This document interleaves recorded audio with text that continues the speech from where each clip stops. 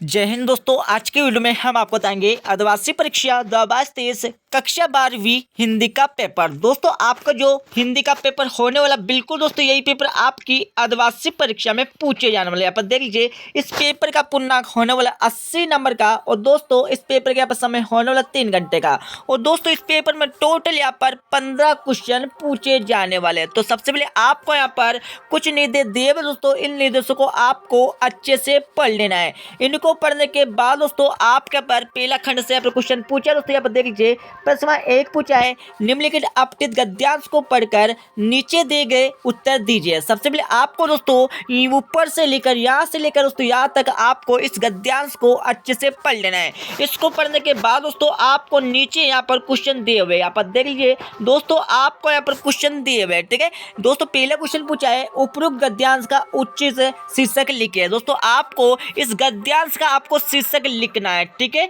अब दोस्तों आपके पास दूसरा क्वेश्चन देख लीजिए, समास विग्रह कीजिए एवं प्रकार का नाम लिखिए। दोस्तों आपको यहाँ पर माता पिता, दोस्तों माता पिता का आपको यहाँ पर समास विग्रह करना है। तो यहाँ पर क्या आ जाएगा दोस्तों, माता और पिता इसमें आ जाएगा। ठीक है, माता और दोस्तों इसमें पिता, इसमें राइट आंसर आ जाएगा। ठीक है, और इसमें कौन सा समास हो जाएगा दोस्तों, इसमें आपका यहाँ पर द्वंद्व, दोस्तों इसमें द्वंद्व समास, इसमें राइट आंसर आ जाएगा। ठीक है, अब दोस्तों आपके पर गा वाले पर क्वेश्चन देख लीजिए, कौन सी समस्या भारत के लिए एक सामाजिक चुनौती बनकर खड़ी है तथा इसका समाधान किसके द्वारा खोजा जाना चाहिए। तो इसका उत्तर आपको कहाँ मिलेगा, इसका उत्तर दोस्तों आपको इसी गद्यांश से छांट कर लिखना है। अच्छे से दोस्तों आप इस गद्यांश को देख लीजिए, तो इसी का आंसर दोस्तों आपको इसी गद्यांश से मिल जाएगा। ठीक है, अब दोस्तों आपके पास अगले पर क्वेश्चन देख लीजिए, किन कारणों से बाल मजदूरी विकासशील देशों में आम है, ये आपको बताना है। तो इसका उत्तर भी आपको दोस्तों ऊपर दिए गए गद्यांश में मिल जाएगा।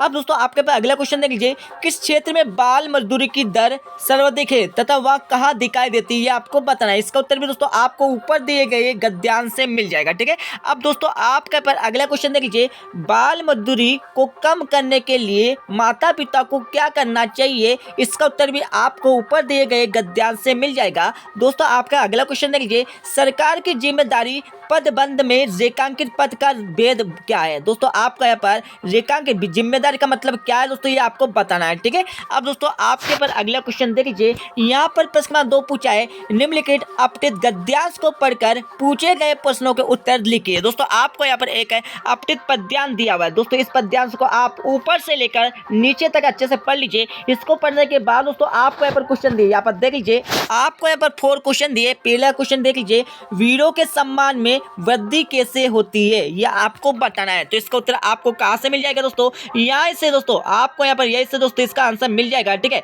उसके बाद यहाँ पर देख लीजिए, आपके पास दूसरा क्वेश्चन पूछा है, सोने से भी मूल्यवान क्या है। दोस्तों सोने से भी मूल्यवान क्या है, ये आपको बताना है। तो इसका उत्तर दोस्तों आपको यही से मिल जाएगा। ठीक है, तो दोस्तों यहाँ पर देख लीजिए, यहाँ पर दिया दोस्तों, यहाँ पर दोस्तों इसका आंसर यहाँ पर दिया दोस्तों, मूल्यवती होती सोने की भस्म या तथा सोने से। ठीक है दोस्तों, ये इसका आंसर आ जाएगा। ठीक है, अब दोस्तों आपके पास तीसरा क्वेश्चन देख लीजिए, काव्य में रानी से भी अधिक प्रिय उनकी समाधि क्यों कहा गया है, इसके बारे में आपको बताना है। चौथा देख लीजिए, कवियों की वाणी में क्या विशेषता होती है, इसका उत्तर भी दोस्तों आपको इसी पद्यांश से मिल जाएगा। ठीक है, अब दोस्तों हम चलते हैं खंड बा पर। तो यहाँ पर दोस्तों खंड बा से यहाँ पर क्वेश्चन देख लीजिए, निम्नलिखित में से किसी एक विषय पर निबंध लिखिए। दोस्तों आपको यहाँ पर 5 विषय दिए हुए, 5 में सिर्फ आपको दोस्तों किसी एक विषय पर एक निबंध याद कर लेना है। ठीक है, अब दोस्तों हम चलते हैं अगले क्वेश्चन पर। तो यहाँ पर दोस्तों आपका अगला क्वेश्चन देख लीजिए, यहाँ पर क्वेश्चन नंबर 4 पूछा है, किसी दैनिक समाचार पत्र के संपादक को पत्र लिखिए जिसमें जगह जगह आवारा घूमने वाले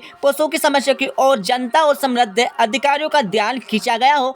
इसका अतो क्वेश्चन देखिए पूछा है, यहाँ पर पूछा तो उप संचालक शिक्षा विभाग रायपुर को उनके अधीन सहायक शिक्षक के रिक्त पद पर नियुक्ति हेतु आवेदन पत्र आपको लिखना है। तो फटाफट तो इसमें से आपको दोनों में से किसी एक क्वेश्चन का आंसर अच्छे से याद कर लेना है। अब दोस्तों हम चलते हैं अगले क्वेश्चन पर। तो यहाँ पर क्वेश्चन 5 देख लीजिए, निम्नलिखित प्रश्नों के संक्षिप्त उत्तर लिखिए। दोस्तों आपको यहाँ पर इन क्वेश्चन का उत्तर क्या करना, संक्षिप्त में लिखना है। ठीक है, तो कावल देख लीजिए, पत्रकारिता से आप क्या समझते हैं, इसके बारे में आपको बताना है। यहाँ पर अगला देख लीजिए, पत्रकारिता के विविध आयाम क्या है, इसके बारे में आपको बताना है। गावल देख लीजिए, फोटो पत्रकारिता का क्या महत्व, इसके बारे में आपको बताना है। अगला देख लीजिए, प्लेस या ब्रेकिंग न्यूज किसे कहते हैं, इसके बारे में आपको बताना है। ठीक है, अब दोस्तों हम चलते हैं अगले क्वेश्चन पर। तो यहाँ पर क्वेश्चन नंबर 6 देख लीजिए, प्रमुख नाटककारों के नाम व उनके एक एक नाटक का नाम लिखिए कोई 3।